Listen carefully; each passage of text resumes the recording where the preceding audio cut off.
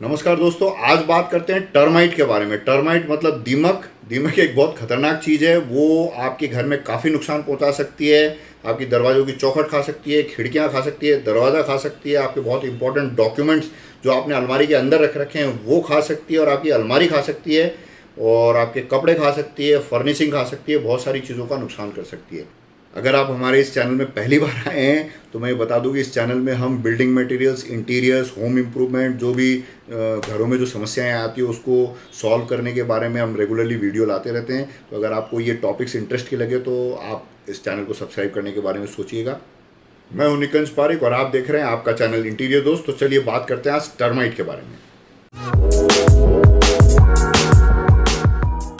सबसे पहले बात करते हैं कि टर्माइट का जो लाइफ साइकिल होता है वो क्या होता है। क्वीन होती है, वो अंडे देती रहती है, अंडे से लार्वा निकलता है। लार्वा से दो तरीके के बेसिकली दो तरीके की दीमक निकलती है। एक होती है वर्कर, जो आपके जो कपड़े लत्ते फर्नीचर खाने का काम करती है, और एक होता है सोल्जर। सोल्जर मतलब जो बाहर से कोई हमला आता है, अगर इनकी जो कॉलोनी होती है टर्माइट कॉलोनी, उसको उसकी रक्षा करने के लिए सोल्जर होता है। और ये जो वर्कर और सोल्जर, जहाँ तक मुझे लगता है सोल्जर में से ही एक क्वीन बन जाती है, एक किंग बन जाता है, और ये ग्रेजुअली बढ़ते रहते हैं। क्वीन का काम है रेगुलरली अंडे देने का। तो अंडे इतने ज़्यादा क्वांटिटी में होते हैं और इतनी रेगुलरली ये जो दीमक होती है ये बहुत तेज़ी से बढ़ती है। बस इसमें भगवान ने इतनी मेहरबानी करी है कि ये अंदर जो कॉलोनी के अंदर जो दीमक की जो बढ़ने की जो कैपेसिटी है वो बहुत ज़्यादा है, बट ये स्पीड बहुत तेज़ी से स्पीड से नहीं बढ़ती है। तो इसको आगे बढ़ने की जो स्पीड है वो ये सर्कुलर होती है, ऊपर आती है फिर नीचे जाती है, फिर ऊपर आती है फिर नीचे जाती है। इस तरीके से ये दीमक बढ़ती है और साथ में एक अपना टनल बनाती रहती है ये।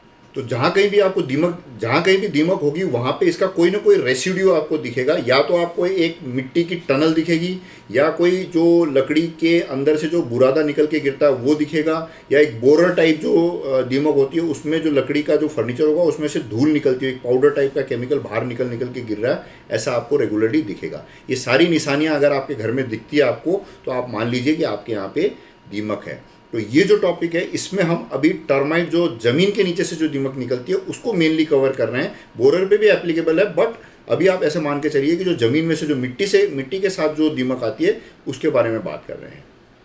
दीमक जो है इसको रोकना बहुत इंपॉर्टेंट है। नॉर्मली ये जो समस्या जो होती है ये बेसमेंट से चालू होती है। बेसमेंट मतलब जो ज़मीन से कनेक्टेड जो भी जगह होती है वहाँ इसकी समस्या ज़्यादा होती है।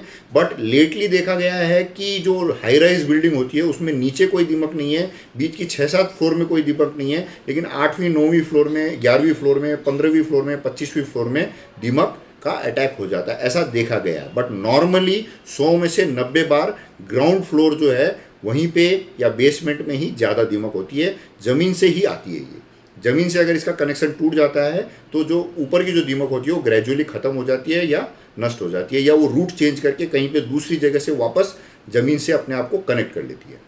अब बात करते हैं सॉल्यूशन की, जिसके लिए आप ये वीडियो देख रहे हैं। इसमें 2 तरीके के सॉल्यूशन है। पहले मैं एक मॉडर्न जो नया जो सॉल्यूशन आया है मार्केट में उसके बारे में बात कर लेता हूँ। वो होता है कि जब आप मकान बना रहे हैं तो मकान बनने से पहले जो फ्लोर में जब आप टाइल लगा रहे हैं या जो भी फ्लोरिंग करने वाले हैं उससे पहले एक पाइप लग जाती है, पाइप की फिटिंग हो जाती है। वो पाइप करीब करीब इस तरीके की दिखती है, ये ऐसी पाइप होती है।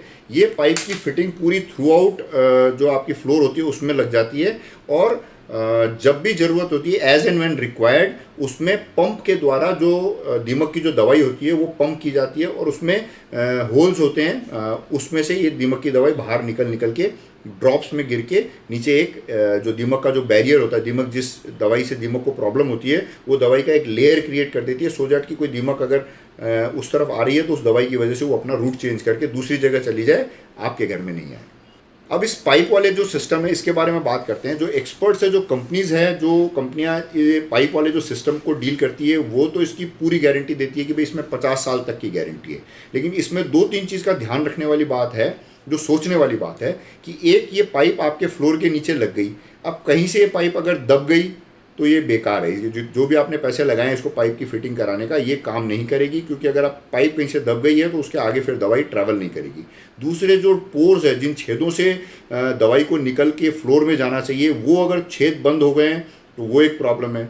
तीसरी बात, जब दवाई इसमें पंप की गई पाइप के अंदर और पाइप के अंदर दवाई रह गई या जो लिक्विड रह गया और वो धीरे धीरे सूख के एक लेयर टाइप का कोई बन के और वो चोक हो गई लाइन, तो वो भी एक प्रॉब्लम है। लेकिन कुछ कंपनीज इसकी गारंटी लेती है और वो कहती हैं कि इसमें ये फुल प्रूफ सिस्टम और बहुत बढ़िया सिस्टम है। अगर ये फुल प्रूफ सिस्टम है और बहुत बढ़िया सिस्टम है तो इससे बढ़िया कोई सिस्टम नहीं हो सकता, क्योंकि जब भी आपको दीमक की ट्रीटमेंट कराने की ज़रूरत पड़े, कोई आदमी आपके घर के अंदर नहीं आएगा, बाहर से ही दवाई का लिक्विड बनेगा और इस पाइप में आप पंप कर दीजिए और आपकी जो पूरा मकान है उसके चारों तरफ एक दीमक को रोकने का बैरियर क्रिएट हो जाएगा।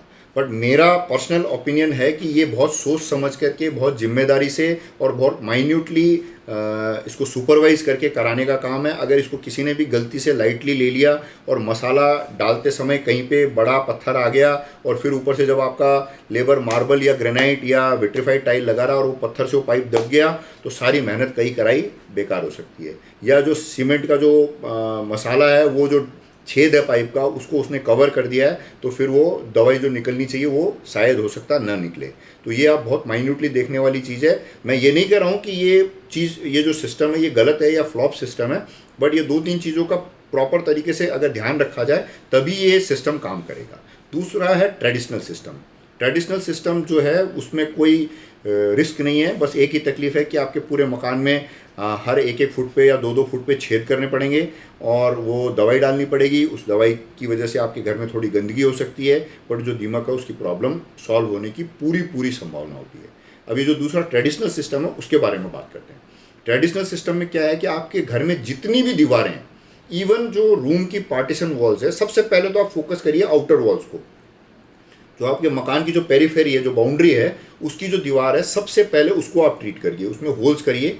होल्स करके जहाँ पे सबसे पहले बेसमेंट अगर है तो बेसमेंट के बाद ग्राउंड फ्लोर, बेसमेंट के जो ऊपर वाली फ्लोर है उसको और बेसमेंट को आप इक्वल मानिए। तो बेसमेंट में जो भी कोने हैं उसमें 1-1 फुट या 2-2 फुट, जितनी भी आपके दीमक की कितना अटैक है, अगर दीमक ज़्यादा आ रही है तो आप 1-1 फुट में छेद करिए, और रीजनेबली जिस तरफ आपको लगता है कि इधर ज़्यादा दीमक नहीं आई है उधर आप 1-1 फुट में भी छेद कर सकते हैं। वहाँ पे 8 mm की ड्रिल बिट से ड्रिल मशीन खरीद लीजिए आप। ड्रिल बिट से 8 mm में कॉर्नर में आप छेद कर दीजिए। पहले सबसे पहला काम है आप 1-1 फुट पे छेद कर दीजिए पूरी सब जगह पे, ग्राउंड, बेसमेंट और ग्राउंड फ्लोर में। फिर जो दवाई है जिसका नाम मैं आपको बताने वाला हूँ, वो दवाई आपको उसमें जो छेद है उसमें इंजेक्ट करना। दवाई का नाम आप नोट कर लीजिए। दवाई का नाम है इमिडाक्लोप्रिड। इमिडाक्लोप्रिड मैं लिख भी देता हूँ और डिस्क्रिप्शन में भी लिख दूंगा। तो ये इमिडाक्लोप्रिड जो दवाई है ये दीमक के लिए सबसे बेस्ट दवाई है। बेस्ट होने का कारण है, एक तो ये बहुत अच्छा काम करती है, दूसरा ये ह्यूमंस के लिए कम हार्मफुल है, बहुत कम हार्मफुल है। ऐसा आप अगर सर्टिफिकेट्स गूगल करेंगे तो वहाँ पे भी आपको मिल जाएगी। तो इमिडाक्लोप्रिड जो है ये आप कहीं पे जो भी ये जो दीमक की या जो खाद बीज की दुकान है जो करते हैं उनके पास आपको मिल जाएगी। आप इमिडा भी बोलेंगे अगर, तो इमिडा से भी ये पहचान जाते हैं। नॉर्मली शॉर्ट फॉर्म में इमिडा बोलते हैं इसको।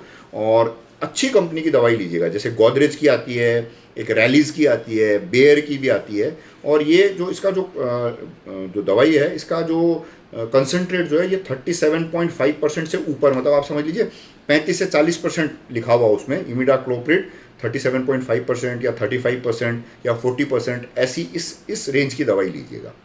अब इसको दवाई को यूज़ करने का तरीका बता देता हूँ। इसका जो कॉम्बिनेशन है, 1 लीटर पानी में 5 ml दवाई डालनी है। तो अब आप ये प्रोपोर्शनेटली अंदाजे में डाल दीजिए आप। और है जहर, it's a poison, so keep your children, pets, आपके घर में अगर जानवर है उनको आप थोड़ा सुरक्षित रखिए, बच्चों को थोड़ा दूर रखिएगा। आप अगर खुद डाल रहे हैं तो मुंह में पट्टी वट्टी लगा के अपनी सेफ्टी का पूरा ध्यान रखिए। ग्लोव्स पहन लीजिए। लगाने के बाद, दवाई डालने के बाद अच्छे से बढ़िया से साबुन से 3 बार 4 बार 5 बार हाथ धो लीजिएगा। एटलीस्ट उस दिन चम्मच से खाना खाइएगा। तो ये थोड़ा सेफ्टी वाला है। बाकी ये दवाई बहुत ह्यूमंस के लिए बहुत कम हार्मफुल है, ऐसा मैंने नोटिस किया है। जो भी सर्टिफिकेट्स वगैरह मैंने जब रिसर्च की थी तो उसमें ये पता चला था। अब आपने जब छेद कर लिया आपने, अब उसमें आप जो जानवरों को जो इंजेक्शन लगाते हैं वो सिरिंज ले आइए या तो, और या फिर अगर आपके पास कोई पंप है जो स्प्रे वगैरह करने के लिए, उसमें पंप में डाल लीजिए और वो जो छेद है उसमें आप इंजेक्ट कर दीजिए उसको, दवाई को। जितनी ज़्यादा दवाई जा रही है, 1 राउंड डालिए पहले, पूरा जितने भी छेद आपने करे उनमें सब में 1 राउंड डाल दीजिए। फिर थोड़ी देर बाद दोबारा 1 राउंड और डाल दीजिए।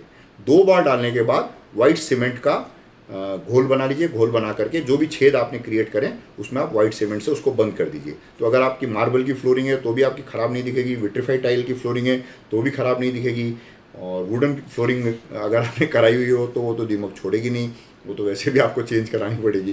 तो अगर आपके हार्ड फ्लोर है तो वो तो आप वाइट सीमेंट से कवर कर सकते हैं, और अगर आपने वुडन फ्लोरिंग कराई है तो चेंज करनी पड़ेगी। विनाइल फ्लोरिंग को तो इतना ज़्यादा नुकसान नहीं पहुंचाती है।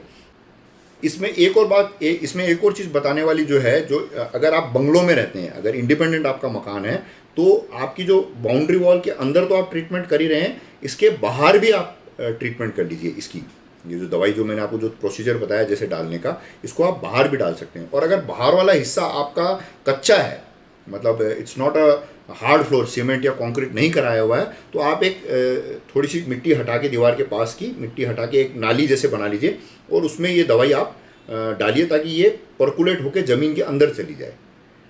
तो मुझे उम्मीद है कि ये जो अगर आप ट्रीटमेंट करेंगे तो आपकी दीमक की प्रॉब्लम सॉल्व हो जाएगी। अब ये कुछ क्वेश्चंस खूब सारे आ सकते हैं कि साहब मेरा तो फ्लैट है, मेरे तो तीसरे फ्लोर में भी दीमक आ रही है, मेरे तो छठे फ्लोर में भी दीमक आ रही है।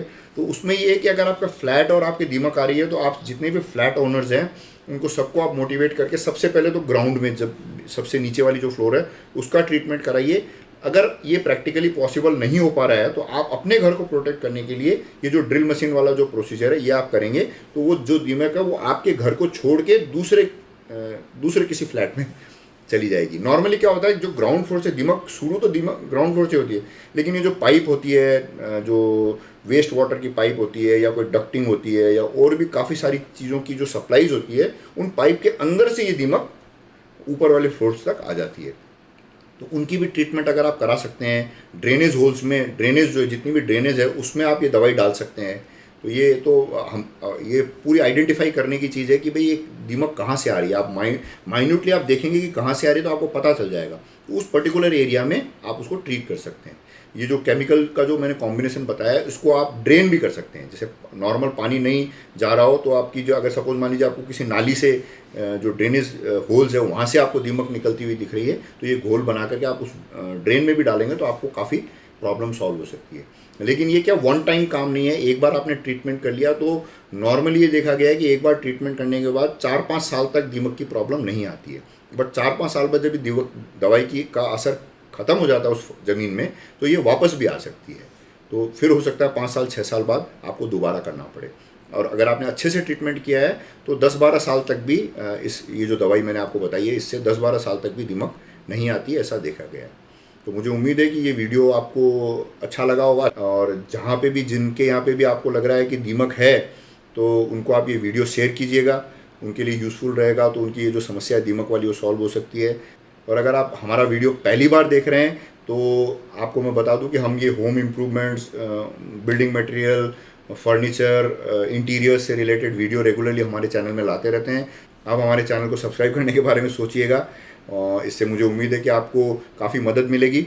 ख़त्म करने से पहले अपने घर को सुंदर रखिए, अपने ऑफिस को सुंदर रखिए, अपने घर को दीमक से बचा के रखिए, अपने ऑफिस को दीमक से बचा के रखिए, और उस ढांचे को, उस मकान को, उस बिल्डिंग को ज़्यादा दीमक से बचा के रखिए जिसमें आपको बचपन से लेकर बुढ़ापे तक रहना है। उस शरीर में दीमक नहीं लगे उसका सबसे आसान तरीका है एक्सरसाइज कीजिए, पैदल चलिए। दूसरी तीसरी फ्लोर तक अगर आपको चढ़ना हो तो लिफ्ट का प्रयोग न करें, उससे आपको काफ़ी फ़ायदा मिलेगा। नमस्कार, जय हिंद।